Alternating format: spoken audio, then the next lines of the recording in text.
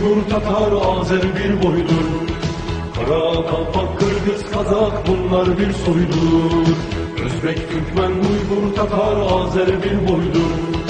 Kara, Kalpak, Kırgız, Kazak bunlar bir soydur. Özbekistan, Türkmenistan diye kurmuşlar. Özbekistan, Türkmenistan diye kurmuşlar. Ana yurdum Türkistan'ı bölüp koymuşlar. Ana yurdum Türkistan'ı bölüp koygenler. Özbek, Türkmen, Uygur, Tatar, Azer bir boydur.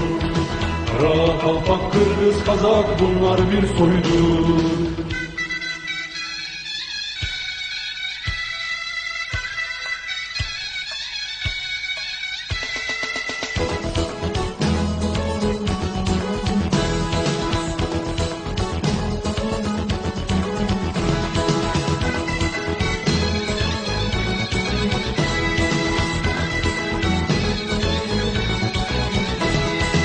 İnanmayın, aldanmayın ey Türk yiğitler.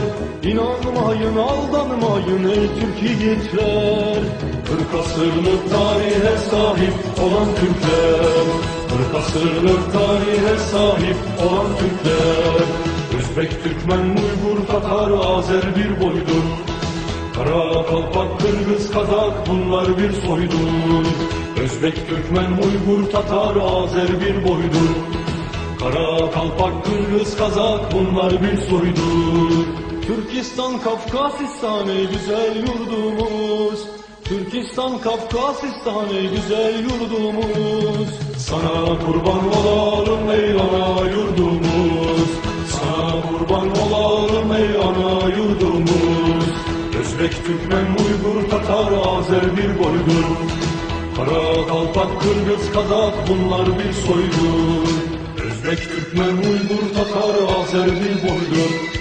Kara, Kalpak, Kırgız, Kazak bunlar bir soydur. Özbek, Türkmen, Uygur, Tatar, Azer bir boydur. Kara, Kalpak, Kırgız, Kazak bunlar bir soydur.